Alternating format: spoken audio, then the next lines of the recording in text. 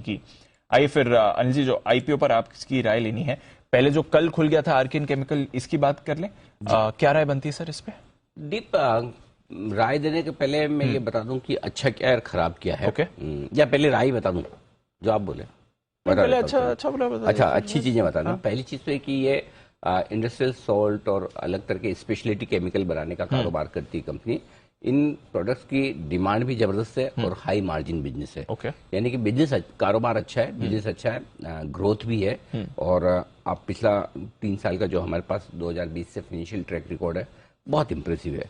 Profitability के लिहाज से, रेवेन्यू ग्रोथ के लिहाज से, मार्जिन के लिहाज से बहुत मजबूत है। तो फाइनेंशियल ट्रैक रिकॉर्ड अच्छा है, प्रोडक्ट की डिमांड अच्छी है, तो ये दोनों चीजें अच्छी। तीसरा है वैल्यूएशन के लिहाज से, वैल्यूएशन रीजनेबल है, बहुत महंगे नहीं, बहुत सस्ते नहीं।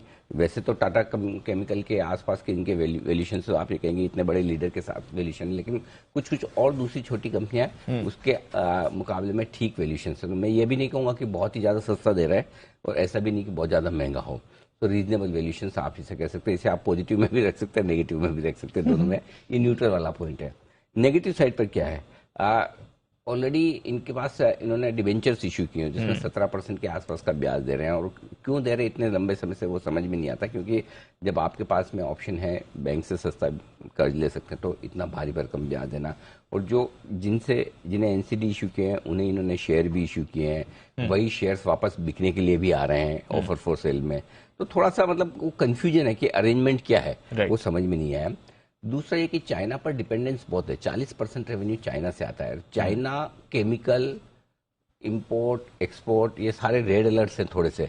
कभी भी किसी भी कंपनी के, ये नहीं कि मतलब कोई बहुत कंपनी बंद हो जाएगी या कम ज्यादा, लेकिन कभी भी पॉलिसीज किस तरह से चेंज होती है। वो अचानक से आप ये सोचोगे 2 साल में कंपनी ऐसा करेगी, पता चला 2 हफ्ते बाद कुछ ऐसा पॉलिसी आ गया कि आपकी कैलकुलेशन गलत होगी। तो वो रिस्क हमेशा रहती है। बिल्कुल। तीसरा ये कि कई सारे ऐसे इश्यूज हैं जिनके ऊपर मैनेजमेंट से सवाल हैं और जिस पर उनसे क्लैरिफिकेशन चाहिए।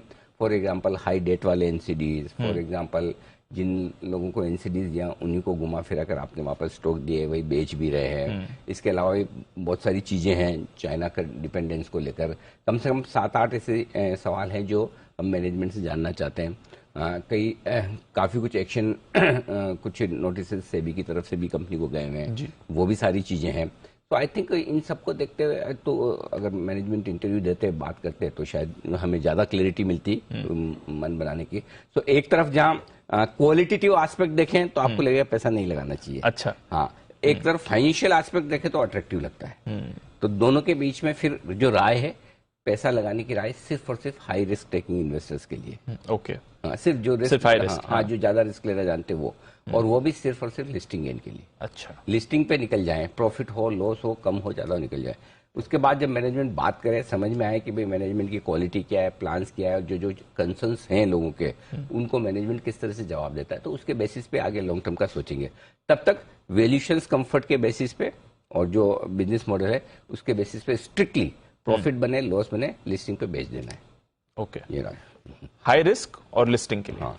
और अगर आपको कई बार क्या होता है कि लोगों को लगता है पैसा बन जाता है या लिस्टिंग ऊपर हो जाती है, फिर लोगों को लगता है अरे आपने तो ऐसा बोला, मैं तो मिस कर गया। तो आप अपना कॉल खुद ले सकते हैं। सी, पैसा बनना, जैसे रिजल्ट अच्छे आना और स्टॉक नहीं चलना, या रिजल्ट खराब आने पे चल जाना, वो एक अलग चीज है। इसका मतलब ये नहीं स्टॉक चल गया इसका मतलब नहीं खराब रिजल्ट अच्छा हो गया या रिजल्ट अच्छा यार स्टॉक गिर गया इसका मतलब नहीं रिजल्ट अच्छा हो गया। सेम उसी तरह से स्टॉक में लिस्टिंग दमदार हो जाए या खराब हो जाए, वो फंडामेंटल उससे फर्क नहीं पड़ता। सो बेसिकली जो चीजें हैं कुछ अच्छी हैं, कुछ खराब है, और कुछ को लेकर क्लेरिफिकेशन नहीं है। इसलिए क्लियर कट मन बनाना मुश्किल है।